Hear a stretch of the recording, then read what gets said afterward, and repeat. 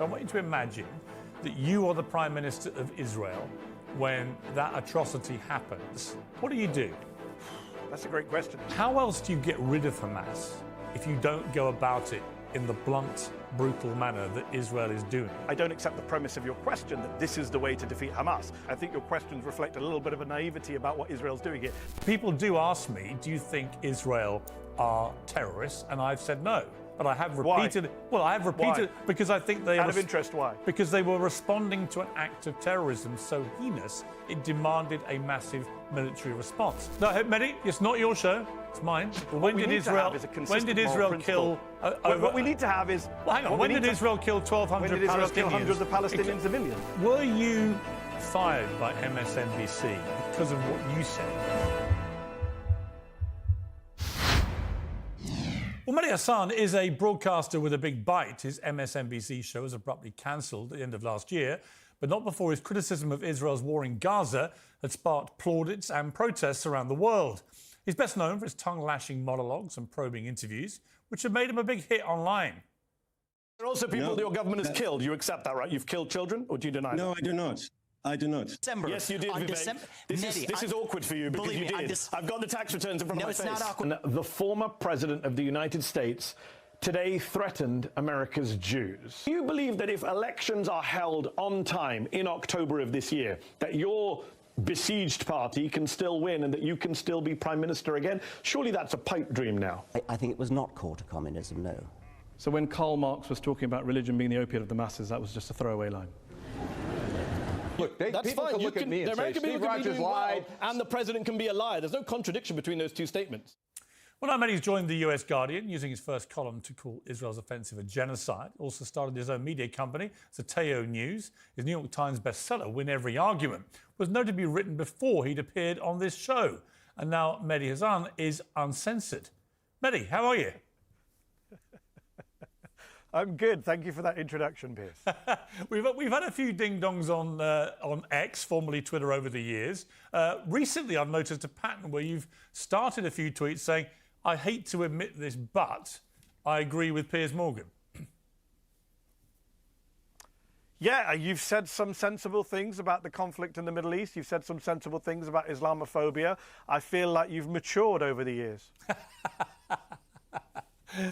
I've been following what's happened with you with great interest. And as somebody who was at CNN and left there pretty abruptly myself a few years ago after a series of very lively debates with members of the NRA about gun rights in America, you know, I could see what happened with you, and we'll come to that a little later. But first of all, how are you enjoying the freedom of your new life?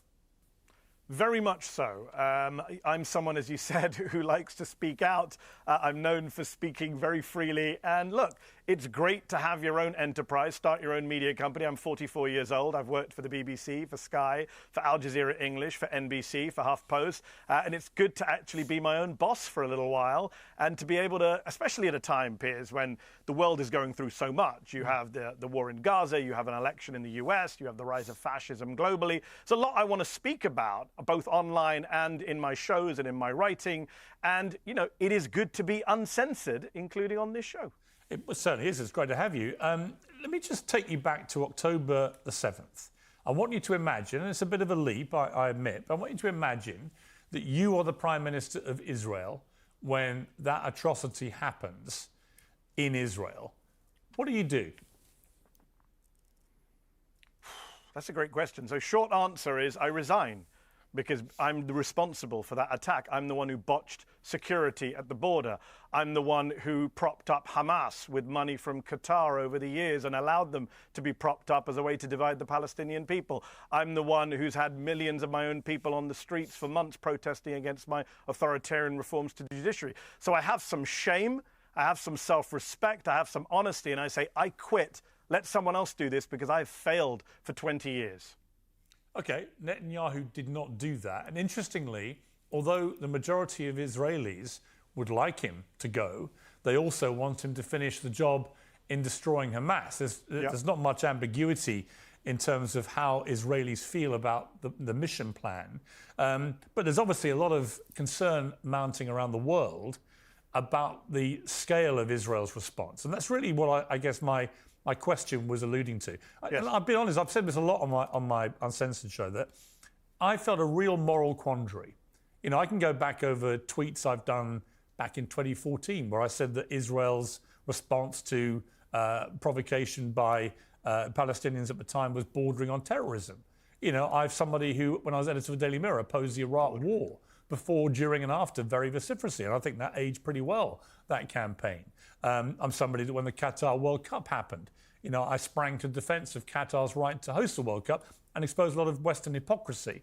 And yet, when it comes to this particular conflict, I feel genuinely conflicted, for want of a better phrase. And the point of my conflict is this, really, is that the reason I asked you that question about if you were the Prime Minister of Israel, it's very, very difficult to know how any Prime Minister of Israel could have responded in a particularly different manner to the way that Netanyahu did. Putting aside all the reasons that you say he should have resigned, and by the way, I broadly agree with them. So, in terms of the Israel people, the Prime Minister at the time, the response to what happened that day was going to always have to be enormous, wasn't it? So you're right in terms of the emotional response. It was going to be enormous. And I would take us back to 9/11, Piers. You mentioned Iraq. After 9/11, there was an emotional response in the US that something had to be done. Right? There's the famous Yes Minister dialogue. Something has to be done. This is something. Let's do it. And we invaded Afghanistan, which didn't solve the problem of terrorism, made it worse, punished innocent people who had nothing to do with 9/11. And you'll remember at the time, Piers, both parties in the United States supported going into Afghanistan.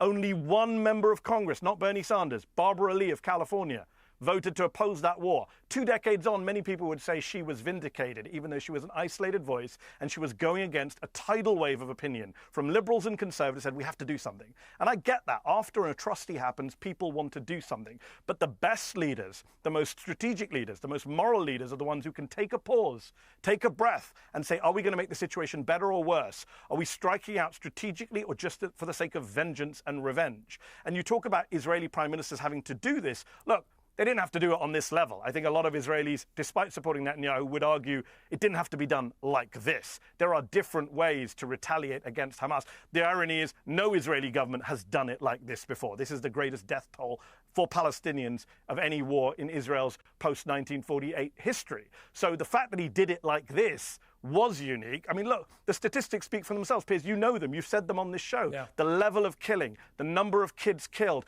You have one former UN official saying this is the highest kill rate in the world since Rwanda, right, of any conflict since Rwanda. Do not tell me that the only response to a brutal attack on civilians in Israel on October the 7th was to produce a conflict that had a kill rate equivalent to Rwanda's. Sorry, I don't accept that. Here's what I would say, playing devil's advocate, and you might think, I'm literally playing devil's advocate, but I'm going to play it anyway, which is, all that is true. The death toll is horrific. The percentage of children being killed is horrific. But I would say, as a caveat to this, that if you think about it from the Israeli perspective, you've got 35,000 Hamas terrorists, and we'll come to whether you think they're terrorists or not in a moment, but you've got 35,000 Hamas soldiers, warriors, terrorists, whatever description you want to call them, depending on whose side you're on. And they are embedded amongst a civilian population where half that population is under 18. How else do you get rid of Hamas if you don't go about it in the blunt, brutal manner that Israel is doing? And if you do it the way they're doing it, how do you avoid the kind of casualty rate of people under 18, given that that's half the population? So, 3 things very briefly. Number one, you do it by not deliberately targeting civilian targets and schools and hospitals and cemeteries and mosques and universities and churches. You don't have snipers shooting at hospitals or Christian women inside a church. That's how you avoid the casualties. Number 2, I don't accept the premise of your question that this is the way to defeat Hamas. I think even if I'm an Israeli hawk, I criticize Netanyahu and say, this is not the way to defeat Hamas. This is actually absurd to think you can defeat Hamas in this way. We have countless episodes from history that show us this is not how you defeat a guerrilla movement, a resistance movement, a terror group, as you say, whatever words you want to use. In fact, you have Israeli generals saying this can't be done in this way. And number 3, look, the reality is Hamas is a symptom of the problem. As long as you treat Hamas as a problem rather than as a symptom of the problem, you're never going to get rid of Hamas. Or if you do, by some fantasy means, get rid of Hamas, you'll just get another version of Hamas, because now you've got tens of thousands of orphans. You've got people who've lost their kids, their spouses, their siblings. What, you think they're not going to fight back in the years to come? You think they're not going to take Well, revenge? that's how I feel. It's absolute madness to believe. I feel the same way. Then we agree. So, yeah, I think, broadly speaking, I do, because I think you can't kill the ideology. And, in fact, all you will do is entrench the ideology. I think, and that's what I don't think Israel have thought through to a logical end game, which is you're not going to get rid of the thinking that inspired Hamas, because a lot of people will have suffered such appalling grief with their close family in the way you described, that they're going to want to get revenge. I think you're being a little too generous to the Israelis here, and with the greatest respect, I think your questions reflect a little bit of a naivety about what Israel's doing here. You're starting from the premise that Israel is trying to defeat Hamas. I don't accept that premise. I don't believe that's what Israel is trying to do. What do you think they're trying to do? They wouldn't be doing it this way. I think they're trying to take back Gaza. I think they're trying to erase the resistance in Gaza. I think they're trying to get rid of the people from Gaza. I think this is their, they've mowed the lawn, as they put it in previous wars. This time they're going in to erase the population. There's a plausible genocide. Okay, but let me ask you that. If you listen to Israeli officials, as you know, it's laid out in the South African petition, they are very genocidal in their approach to flattening and burning down Gaza. It's not about destroying Hamas. And if it was about destroying Hamas, why has Netanyahu and Smotrich and others talked about how Hamas is an asset to Israel? Why do they say that openly, Piers?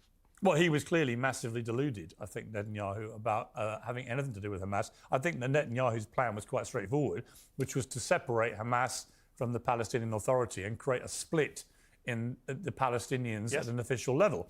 And he thought that that was the best way of preserving security for Israel. He couldn't have been more wrong. I mean, the thing I do want to ask you, I don't think you've called Hamas terrorists. In fact, you've gone out of your way to call them fighters. Do you still think that, or do you accept that what they did on October the 7th was an act of terrorism on a heinous scale, and therefore you have to call them terrorists? So you're wrong, Piers. In my very first MSNBC monologue after October 7th, I referred to what happened on October 7th as terrorism. In fact, when I was 16 years old, I wrote a letter to the Independent newspaper condemning Hamas bus bombings in the mid-1990s. So you're wrong on multiple levels. I don't expect you to know about my 16-year-old self, but clearly my MSNBC output is all there for anyone to see. So just to be clear, it was an act of terrorism, and Hamas are terrorists. That's your position. I think the Hamas fighters who went into Israel and killed civilians and kidnapped babies, certainly I would call them terrorists, just as I call Israeli soldiers who kidnap children and kill children terrorists. I use the terrorist label more freely because otherwise it's just a politicized, empty phrase that we just apply to our enemies. What I would say, Piers, is that I find it a problem, and you know this, you've joked about all the memes about you, this obsession with what we call Hamas, which is a question you pose. Let's be honest, Piers, to most of your pro-Palestinian brown guests. You don't ask your Israeli or Jewish or pro-Israeli guests to condemn Israeli terrorism or Israeli war crimes at the start of an interview in the way you do. Well, no, I've been asked directly whether I think Israel are terrorists, and I've said no. So I don't think they are. I think they had a right to defend themselves. The question is the scale. That wasn't the point I made, Piers. That wasn't the point I made. I said when you have Israeli guests on. Let me finish my sentence. No, Mehdi, it's not your show. It's mine. I wanted to say that, the whole interview, by the way. So we got that out of the way. That's a joke. I'm joking. But the point I would make is, I think that I asked all the pro-Palestinian guests who've come on that question quite quickly, because I think it reveals a state of mind. If, like you, and I'm sorry, I didn't realise you had in that first piece on MSNBC done that. So I take back the suggestion you hadn't, and I'm glad that you have called them that. I don't think you can call them anything else. So the moment you have a pro-Palestinian guest who wants to avoid calling what Hamas did an act of terrorism by terrorists, I think it's very revealing about their mindset, and I think it's the wrong mindset. Here's my problem with that. Why is that not applied to your Israeli guests? I would be fine, Piers, if you had Palestinian guests and you begin by asking them, do you condemn Hamas war crimes? Because what Hamas did on October 7th was a war crime. But then you should start with Israeli guests and pro-Israeli guests saying, do you condemn Israeli war crimes, which have been documented by the UN, every human rights group on the planet? You don't. You had Naftali Bennett, the former Israeli Prime Minister, on a couple of weeks ago. I watched the interview. Your opening question was, how comfortable are you with the way Israel's prosecuting the war? Right. Bit of a softball to start with. You didn't ask him to condemn Israeli terrorism, Israeli war crimes, Israeli genocide in Gaza. So a lot of people look at that and they say, they get your intention, but it comes across as a bit of a racist double standard. Well, look, I don't think it's a racist double standard, and I think that nobody has given pro-Palestinian voices a bigger platform more consistently since October the 7th than me. And if you go back and look at those interviews, You know, I think that clips get taken out of context and people assume they know what I've said. And often it's completely misleading. I've tried to be fair-minded about it. People do ask me, do you think Israel are terrorists? And I've said no. I don't think they are, but I have repeated. Why? Well, I have repeated because I think they. Out of interest, why? Because they were responding to an act of terrorism so heinous it demanded a massive military response. The question for me that's caused me a moral quandary is what is an acceptably proportionate level of response, and I don't know the answer. But I don't think you can call people responding to an act of terror on that scale terrorists for responding. What you can do is hold them to account. The problem, Piers, is if you go to Gaza, Piers, and you talk to Palestinians, they will say that Hamas were responding. If we play the who started it game, we go back many decades. Well, when did Israel kill? What we need to have is. Well, hang on. When did Israel kill 1,200 When did Israel kill Palestinians? hundreds of Palestinian civilians? When did they kill 800 Palestinian civilians in one few-hour period? Right, in the way that Hamas killed those Israelis. But that's not the definition of terrorism, how many hours you do it in. I can mention many Israeli massacres going back to Sabra and Shatila, which they oversaw, going back to Kibbutz and Ariel Sharon, going back to Deir Yassin, where rape and violence happened. The point is not to compare atrocities. The point, Piers, is to have a consistent moral principle, which is to say, if you kill civilians for a political cause, you are a terrorist. On that basis, Hamas have committed acts of terror and Israel have committed acts of terror. I think that's only fair to say that. Yeah, listen, you're perfectly entitled to say it. Of course you are. At the Oscars on Sunday, Jonathan Glazer won an award for Best International Film for The Zone of Interest, a movie about the Holocaust. And he's a director. He said this when he was on stage. Our film shows where dehumanization leads at its worst. It shaped all of our past and present. Right now, we stand here as men who refute their Jewishness and the Holocaust being hijacked by an occupation which has led to conflict for so many innocent people. Whether the victims of October the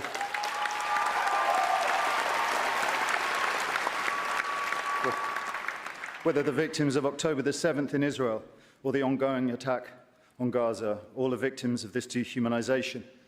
How do we resist? Now, that prompted a lot of reaction, as you'd imagine. New York Post columnist John Podhoretz said on X, Jonathan Glazer, you can go bleep yourself and stuff your Oscar up your bleep, to which you replied, cry more. Ben Shapiro wrote on X, in Jonathan Glazer's Zone of Interest, you don't see one Jew. These are the best Jews, according to Glazer, the faceless victims screaming in the distance. Ironically, he's the villain, picking up awards from the bodies of these anonymous dead Jews while ignoring the living ones getting slaughtered in the Gaza envelope by genocidal murderers. Listen, you've seen the way that debate played out. Interestingly to me, before we get to what Glazer said, I've been really struck by the fact that throughout the entire Hollywood award season, be it movies, television, music, I don't think there's been a single statement by a big star about the Israel-Hamas war, which is pretty well unprecedented for the biggest bunch of virtue signalers in the world. A, what do you read into that? And secondly, on Glazer's speech, was that the right time and place to say it? And what do you think of the reaction from prominent Jews to what he said? Well, let's work backwards.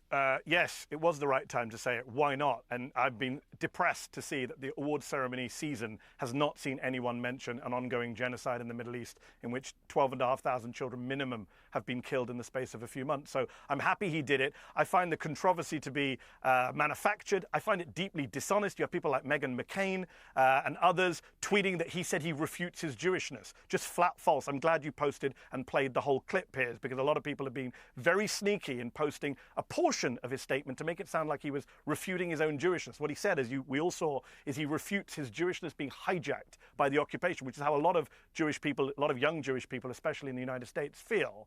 And that's why so many of us who are critics of Israel say, let us disentangle the political ideology of Zionism being pushed in the occupied territories from Judaism, one of the world's great religions, which is not responsible for the crimes of Benjamin Netanyahu or Bezalel Smotrich. So I think he's been completely smeared, and I hope he sues some of these people.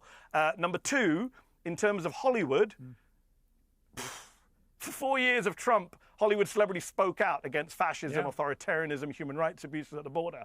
And now suddenly they've all lost their voices, which tells you a great deal about how this issue is so censored in the US, to use a phrase that you like. It's not uncensored. We know that people in Hollywood, in the media, in politics, elsewhere, do feel a pressure not to speak out on this, do get worried about losing career opportunities. My good friend Mark Ruffalo was up for an Oscar yesterday. I was hoping he'd win because he's one of those bold folks who does speak about Gaza and Palestinians. I know he would have devoted his speech to it. Sadly, he lost to his fellow Marvel character, Robert Downey Jr. But look, it's a real problem that in Hollywood there is so much censorship at a time when people talk about free speech and artists for free speech. And I'm glad Annie Lennox spoke out. I'm glad Jonathan Glazer spoke out. I just wish more people were.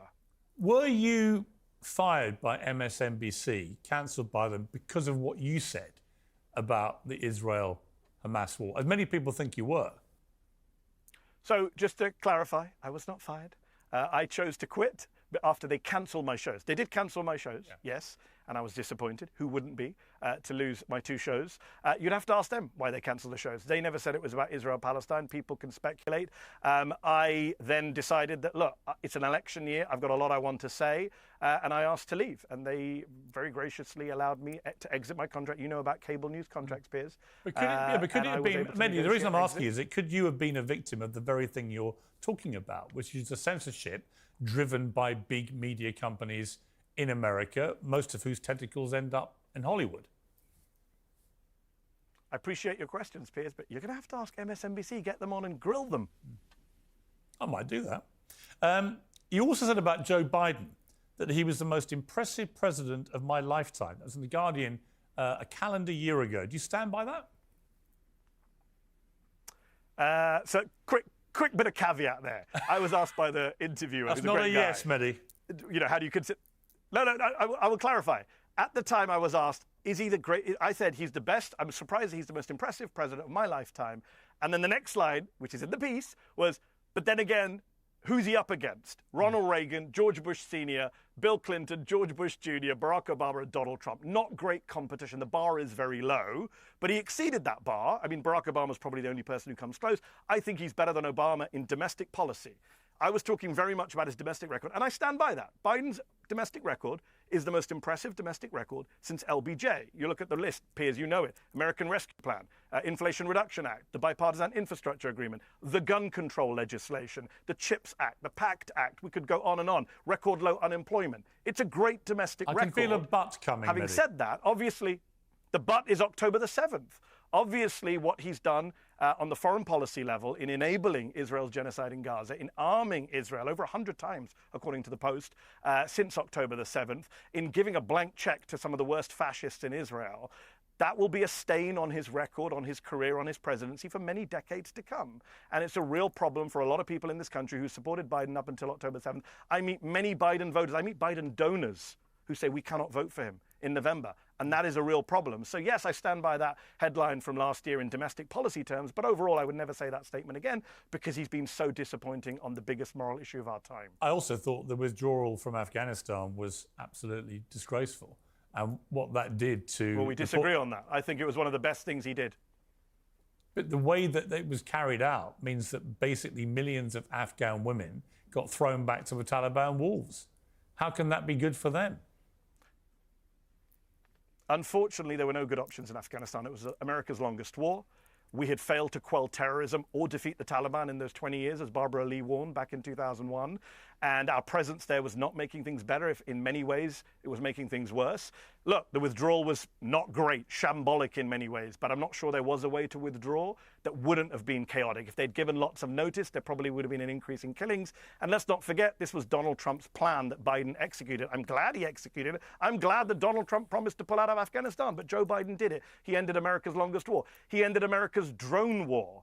He did a lot of good things on foreign policy until October the 7th. But abandoning Afghan women to the Taliban wouldn't be categorized in my list of good things for an American president to do. There's zero evidence that our presence there would have helped Afghan women in the long term. In fact, Afghan women continued to be killed, maimed, and have their lives destroyed while America was on the ground in Afghanistan. The question you have to ask, Piers, is how long were we going to stay there? Another 100 years, 200 years?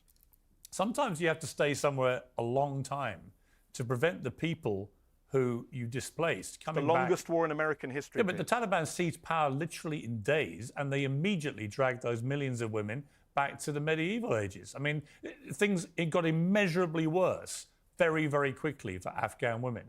You know, whether it was school or being allowed out and so on. So that, to me, is a calculation. If you're an American president, you've got to make that calculation. Does keeping a few thousand troops in a place like Afghanistan prevent the Taliban doing what they've inevitably done from the moment they got power again? I think the few thousand troops were not having an impact. If you look at the stats, Piers, civilian casualties were up. The level of drug production was up. The level of territory controlled by the Taliban was up. No serious military observer thinks that we were winning in Afghanistan. Should the Democrats win the election in November if Joe Biden insists on being the candidate? I don't quite understand the question. Well, I was going to ask you, do you think he'll win? But the more interesting question is, should he win? I mean, is it good for America if a guy who is literally almost incapable now of speaking a sentence without making a gaffe or staying on his 2 feet, should he be the candidate? Would that be such a bad thing for America for the next 5 years that it should render the Democrats disqualified? So I'm going to agree with you from a different direction. I'm going to say that morally, he probably shouldn't be the candidate for president, given what's happened in Israel. A lot of people would prefer he stand aside, given the horrific record over the last few months and the way in which he has, as I say, written a blank check to Netanyahu while Netanyahu's carried out what the top court in the world calls a plausible genocide. I think there is a lot of blood on his hands, and it would be better for Democrats, given you've seen the uncommitted vote, Piers, in Michigan, in Minnesota, in some of these states. It could end up costing the Democrats the presidency, so strategically and morally, he probably should step aside. But he's not going to. He is the candidate, whether we like it or not. And the reality is the other candidate is Donald J. Trump, your old friend. And if we're going to talk about mental unfitness, we can't start by talking about Biden. We have to talk about the most mentally unfit person ever to run for any office in the United States, and that is Donald J. Trump. Well, I mean, listen, you're perfectly entitled to your view of him, but the reality is that after 4 years of Donald Trump's administration... Surely you don't disagree, Piers. Well, I'm going to explain to you... Surely you don't disagree. I'm going to give you some facts about Donald Trump, which are, I think, quite startling given what you've just said. One is that in 2020, nearly 10 million more Americans voted for Trump than first time round after looking at him as president for 4 years. That would suggest that a lot of Americans simply don't agree with you. Secondly, this time round, he's now got Muslim and Arab voters migrating away from the Democrats because of Joe Biden towards Donald Trump. And when it comes to the black vote in America, even more extraordinary, according to a New York Times Siena poll released at the beginning of this month, the support among black voters for Trump is now 23%, which is a 19 percentage point increase since the same poll in October 2020. So for the guy who many like you would say is an appalling racist, it seems a lot of non-white people in America rather like what they see and want him back in the White House. Why? Okay. So, I mean, you said you're going to deal with some facts. You didn't give me any facts about Trump. You gave me some facts about Trump supporters. Do I deny he has support? Of course not. I spent the last 8 years documenting the crazy high levels of support for Trump. And in 2020, it was deeply shocking to see people voting for him after everything they'd seen over the previous 4 years. And it is very worrying about the trends in American society. And it is a fact that he's a racist. I don't want to say, I think he's a racist. He's a racist by any definition of the term. And, you know, you said you're going to give me some facts about Trump. Let me give you some actual facts about Trump and mental fitness. Let's just talk factually. Donald Trump recently confused Nancy Pelosi with Nikki Haley. He claimed he ran against Barack Obama in 2016. He ran against Hillary Clinton. He thought that we're about to enter World War II. We've actually had World War II. If we enter another World War, it'll be World War III. He thinks you can stop a hurricane with a nuclear weapon. He thinks you need ID to buy cereal.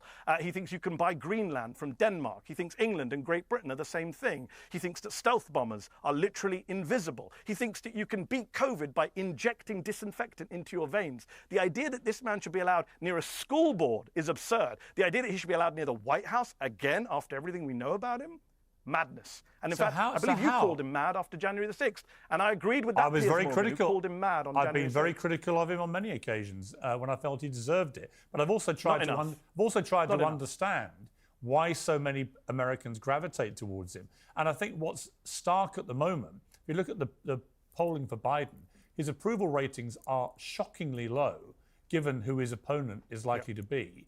But also, particularly amongst Democrats, 2/3 of Democrats don't think he should run again. And they cite his age and physical and mental incompetence as the main reason. I mean, that's the reality. This is why I think for the Democrats, there's a really sharp ticking clock coming here, isn't there? Where I do think if they persist in having Biden as the nominee, which relies on him, standing down, which I don't think he'll do, I think that's how they lose. I think you put almost anybody else in there against Trump for all the reasons you've just cited, they'd have a much better chance. But you see, here's the problem, Mehdi. Joe Biden could not list the things you just listed and remember them himself. So, when he tries to talk about Trump's mental incompetence, he forgets halfway through what he's supposed to be saying. That's the problem. Is Biden gaffe-prone? Yes, he's been gaffe-prone for a while. Has it become worse? Clearly, he's old. No one's debating he's old. I think he's trying to lean into his age now. If you look at some of the ads, you look at his State of the Union. He did a very good State of the Union, by the way, with the exception of Gaza. It was a very strong and energetic performance. I don't think anyone can deny that. The issue, of course, is we have a media that's singularly unable to cover Trump properly. That's one part of the problem. And, of course, the age issue on the Biden front is I've never denied that's a problem. It is a problem. But the reality is when you say the Democrats make him, he can't be made to stand down. He's winning primaries. It's a democratic process and he's winning. If people want to run against him, they can. They didn't. And I'm not sure I agree with you when you say another Democrat could beat Trump. If you look at the polling, other Democrats, including the Vice President, well, not according to the polls. The polls suggest people like Vice President Harris lose much bigger to Trump. Oh, no, definitely not Kamala Harris. I'm not talking about her. Joe Biden is the one Democrat who's beaten Trump. He did beat Trump. That's you mentioned 10 million more votes for Trump. He beat Trump by over 8 million votes, I think it was, if memory serves me correctly, in 2020. In fact, Donald Trump has never won a popular vote against a Democrat. He lost to Hillary and he lost to Joe Biden. Talking of votes, at the Oscars, Barbie got flatlined by Oppenheimer. You said on MSNBC last summer, these are grown men losing their minds over a movie about a doll. What has happened to conservative movement? There was a time when conservatives talked about taxes, regulation, defense, foreign policy, but now it's just Barbie this, Dr. Seuss that, Bud Light, Mr. Potato Head. It's childish, ridiculous, pretty pathetic, actually. Now, I would take issue with that because I'm not a conservative, but this whole culture war stuff, I think it's very real. Well, no, I'll tell you what I would say.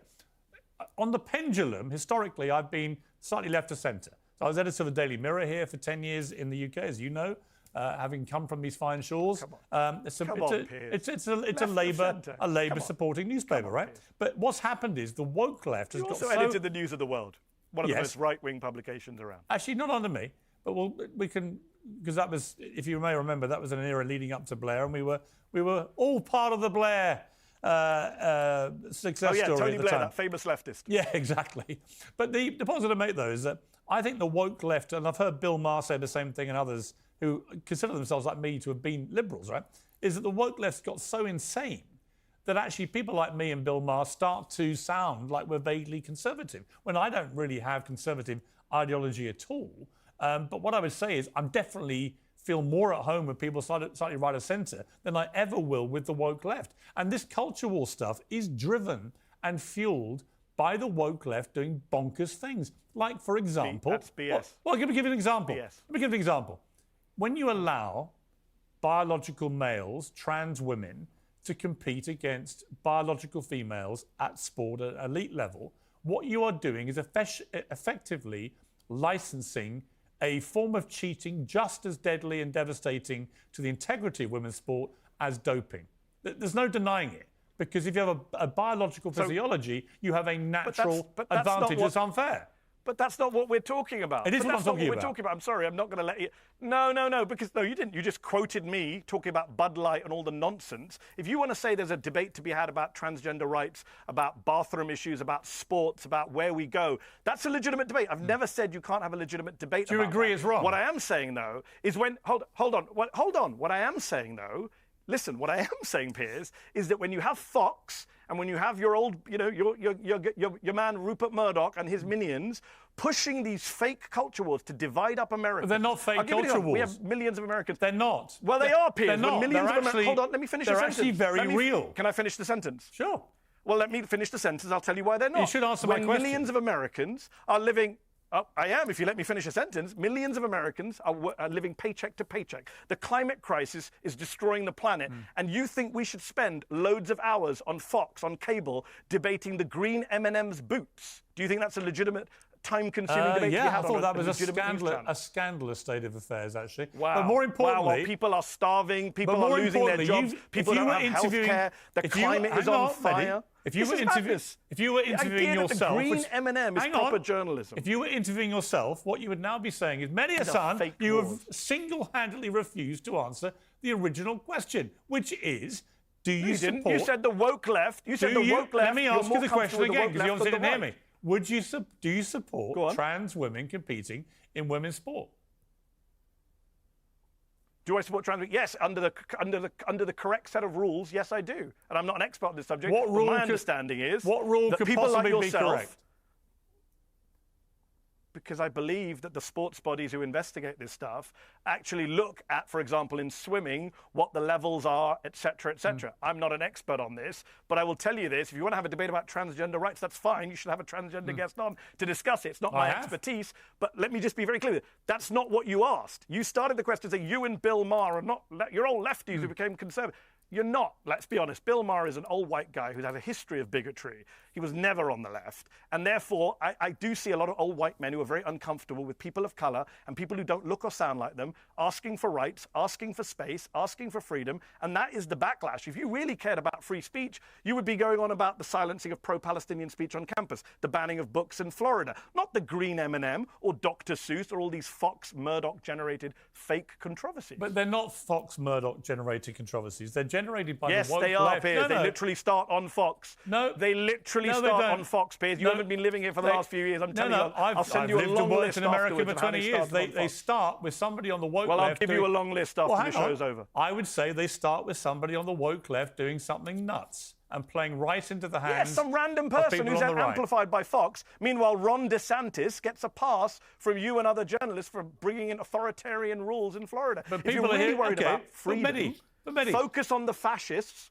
who are getting rid of our freedom. Right, but I think it's... Don't focus on a random college student with a placard that you don't like. Hang on. I think the wokery is a form of fascism. I've said this many times. It's about silencing people that don't agree with you. BS. It's about, in the trans debate, if all the trans debate was about was a right to fairness and equality for trans people, I'm a fully signed up member. Hold on. I want to be clear here. I want to be clear here. You think I want to be clear. As I said, I believe we should be able to have a debate about transgender rights, about access, about safe spaces. I believe that. But are you suggesting that transgender people, one of the most demonized minorities facing high rates of violence, are fascists, are a fascist threat to America at a time when your friend Donald Trump is an actual fascist saying, I'm going to be a dictator? You're misquoting me.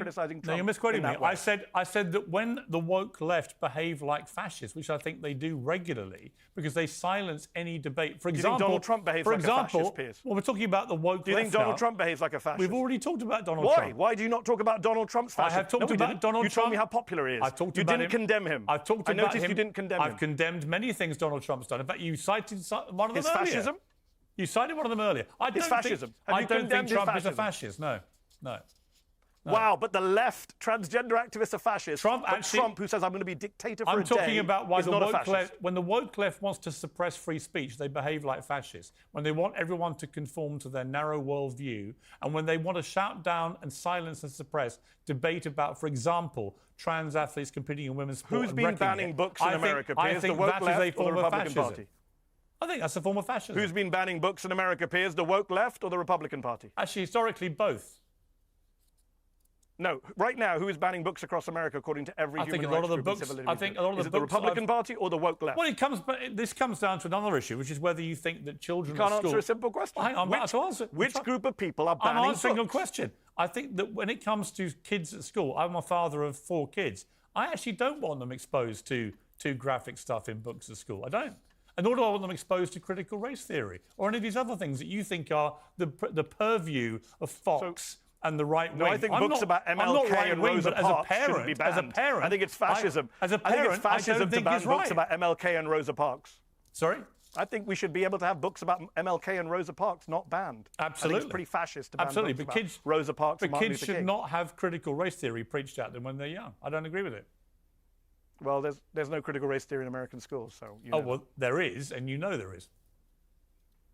No, there isn't. You're wrong. You're wrong. Critical race theory is not taught in K through 12 schools in America. You know this. It's a university law As you well course. know, there are many teachers in American schools who are teaching critical race theory. And that's been a big problem in American society. They're also teaching. You'd have to point to me. I also Piers, think. Piers, anytime. I'm on Twitter. You follow me. Please post to me which teacher is teaching critical race theory. I'll be happy to see that. I'll do that after this interview. Mehdi, I could talk to you for a long time. I'm great to see you back on the airwaves. Great to see you uncensored, living up to the name on the tin. I wish you all the best with your new media empire, and come back soon. I enjoyed it. Thank you so much. It's called Zateo, and I appreciate the opportunity, Piers. Cheers, Mehdi. All the best.